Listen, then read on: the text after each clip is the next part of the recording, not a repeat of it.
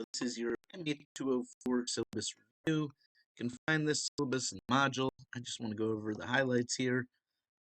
First things first, it's a 3-credit course. It's the follow-up to MH203 Intro to Statistics, where we continue on with Statistics 2. We're going to be meeting in room 1314 on Mondays and Wednesdays from 3 o'clock to 4:15. I also have office hours from 4:30 to 6:30, and I recently heard that those can also be held in room 1314, that it's available at that time. So basically I can stay there with you beyond the regular class, but would also be welcoming other students who have questions from other classes.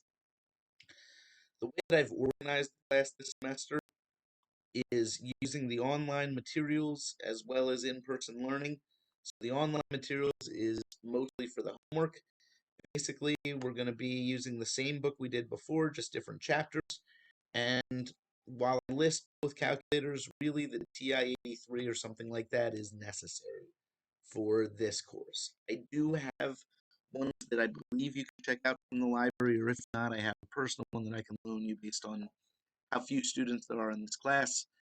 But I would probably check in with you early on to see what you're currently using and how to get you something that will be like what's referenced in the course.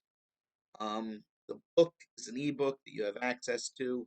Your Cengage Unlimited subscription included with tuition gets you the book, gets you the online homework. For learning opportunities, so again, 20% is going to be the Cengage online homework. These problems are going to be tough and long at times. I apologize. There's ones that I would estimate would take me 20 minutes to do start to finish, and I'm somebody who's been teaching statistics for a while, so I can absolutely see first time I was taking it, spending literally 45 minutes on a single problem when there's 6 problems in a problem set. So I want to warn you ahead of time that I went out of my way to take from the bank of questions the ones that I thought were a reasonable length, but looking at it in the way it lays out, I'm sure that there's ones on there that are going to take much longer than I realize. For investigations, something else I should say about the homework. Use me as a resource, use your classmates as a resource. There's 2 of you in this class this semester. I'm hoping that you work well together. If you don't, no worries. I'll work with each of you, but really, I want everybody to succeed in this class. I want to make sure that you guys are getting the attention you deserve. So I'm hoping that we can just spend the class time working through homework problems, working through group work problems, and kind of applying what we're learning without having as much stress. The stress is really going to come from the test. So the investigations here, you can assume you're going to get a perfect score in investigations as long as you come and put in effort. It's going to be stuff like, we'll measure how many siblings each of us has. Me and each of the 2 students will write those numbers down, take the variance of it, and figure out if that variance is small or larger than a number. Something where we just kind of pull numbers out of real world examples and then play with them using the methods that we learned. Every time I'm going to give you a perfect score on the investigation as long as you participate. For the test, again, this is really where the stress is going to come in. I'm going to make sure the test questions look like the homework ones we've been doing, look like ones that I've shown in classwork examples. You'll know what types of problems are coming.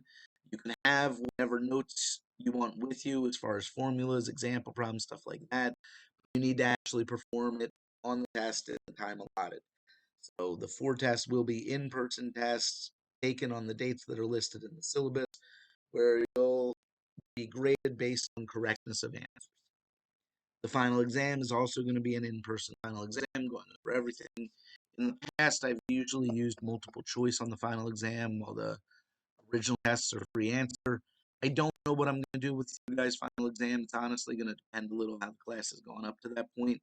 I feel like I probably can give you better grades by going free answer because I give partial credit as long as you're using right methods along the way. And multiple choice is all right or wrong. And some of these long questions to get no points for doing a lot of right work doesn't seem right. So I'm thinking for your final exam, I'll basically give you the choice and say that it's probably in your best interest to take one that's full response so that I can give you partial. But we'll talk about it as it approaches. This is showing how those percentages break down and up to your total 100% rating. Whatever you get based on what the Canvas numbers add up to, I give students whatever that grade is according to this scale. So I promise you are two of my favorite students I've had. I absolutely want to give you the best grade that I can, but I do stick to what the numerical grade is, what it tells me. There's not extra credit in here. It's built in that you hopefully are going to get credit for all the investigations. I'll help you through all the homework. Again, the tests are going to be rigorous. It's an upper level second course in statistics, so I do foresee the test being difficult. My attendance policy, I'm going to mark you present if you're doing the online assignments. So I understand that there's going to be times where you can't make class, you can make class.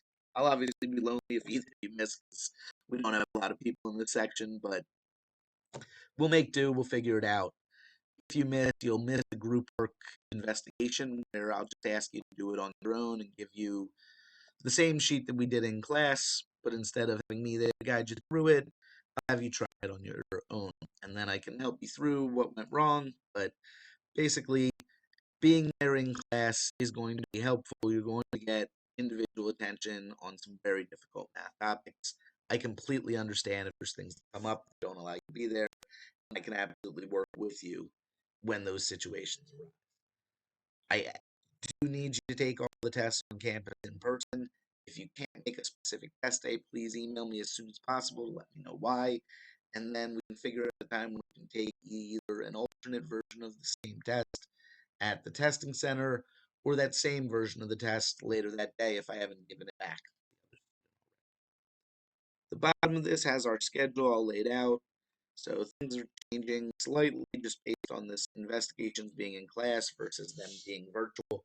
My plan is for you guys to do both investigation 1 and investigation 2 with me in class on the first Wednesday that I see you. It's going to mean that I need you guys to work through videos going over these first few topics that I'll be uploading later today. Really, the first one later today, the second one later than that. But as these go up, I need you guys to work through them on your own, see what you understand and don't understand as you attempt the homework, so that when we come into class that first Wednesday back, hopefully on the 19th, I can work you through all the things that we've missed. I will be hosting a virtual meeting with you guys on that Wednesday the 12th. I'd kind of like to hear back from you what you'd rather do. If you'd rather do it through Canvas, the big blue button where you can turn on your mics, or if you'd rather do it through Echo 360 without mics, but where you can kind of communicate with me through the chat. Everything on here is laid out based on what I see happening. It's very possible that I overestimate how much we can get done and that I'm going to need to cut a few things at the end. I'll tell you that the first 2 tests I tried to make somewhat reasonable, the amount of material we're covering, so that we could get them done before spring break. Coming out of spring break, I kind of didn't know how to split this up into 2 units. So there are a number of things on test 3 that are all pretty confusing and diverse. We might end up having test 3 be done a little differently than the ones before to make up for that. We'll see how the class is going. As of now, test 3 is scheduled for the 28th of March. Test 4 is scheduled for the 13th of April. Then on the 20th of April, after we come back from Easter break, we have a review session for the final exam and the final exam. Hopefully that lays out everything that you need to know from the syllabus. If you have questions, definitely